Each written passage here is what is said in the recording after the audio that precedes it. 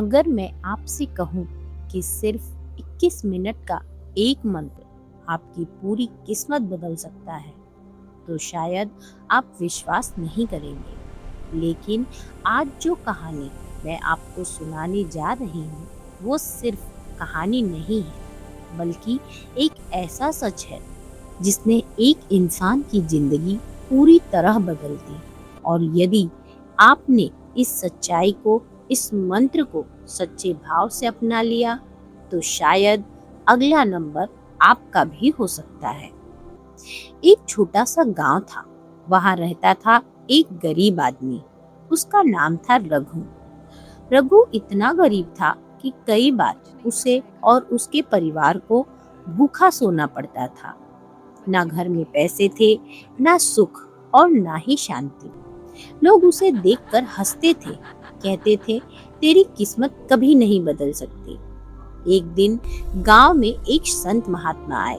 रघु ने उनके चरणों में गिरकर कहा, महाराज, मेरी जिंदगी बदलने का कोई उपाय बताइए। अब मैं परेशान हो गया हूँ। उसकी बातें सुनकर संत मुस्कुराए और बोले, तुम्हारी किस्मत भी बदल सकती है, लेकिन एक शर्त है। रघु बोला, मैं कुछ भी करने को तैयार हूँ।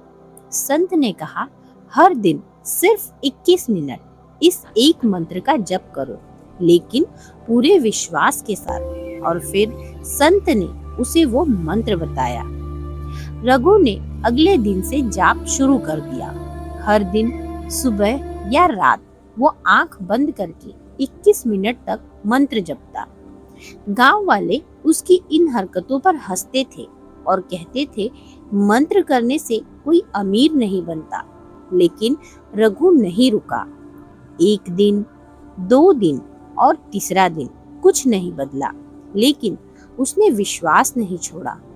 और फिर आया 7वां दिन, और उस दिन कुछ ऐसा हुआ जिसने सबको हिला कर रख दिया। रघु को अचानक काम मिल गया, फिर पैसे आने लगे और धीरे धीरे घर में सुख शांति लौट आई। जहाँ पहले अंधेरा था, अब वहाँ रोशनी थी। जो लोग हंसते थे, अब वही लोग उससे राज पूछने लगे। तब रघु ने बताया, मैं बस एक ही मंत्र जपता था। वो मंत्र है, ओम श्रीम ह्रीम क्लीम महालक्ष्मी नमः। पूरे विश्वास के साथ सिर्फ 21 मिनट। भक्तों, कहते हैं, जहाँ भी ये मंत्र गूंजता है, वहाँ माता लक्ष्मी स्वयं आती है। लेकिन याद रखना, ये मंत्र तभी काम करेगा जब आपका विश्वास सच्चा होगा। तो आज से ही रात को सोने से पहले सिर्फ 21 मिनट खुद के लिए निकालिए और फिर खुद देखिए क्या चमत्कार होता है।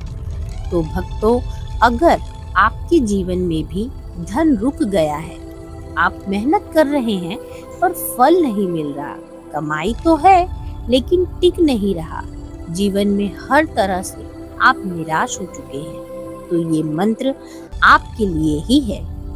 अब अपनी आंखें बंद कीजिए, मन को शांत कीजिए और जो भी हो, इस मंत्र को पूरा अंत तक यानी 21 मिनट तक सुनिएगा, क्योंकि जिसने भी इसे पूरा सुना है या जपा है, उसके जीवन में माता लक्ष्मी कभी भी अधूरापन नहीं रहने देती। और बता दे, यह मंत्र धीमी, स्थिर और एक सी गति में आगे 21 मिनट तक लगातार रिपीट होगा। आप भी इस मंत्र को आंखें बंद करके सच्चे भाव, सच्चे मन से जाप कीजिए और सुनिए।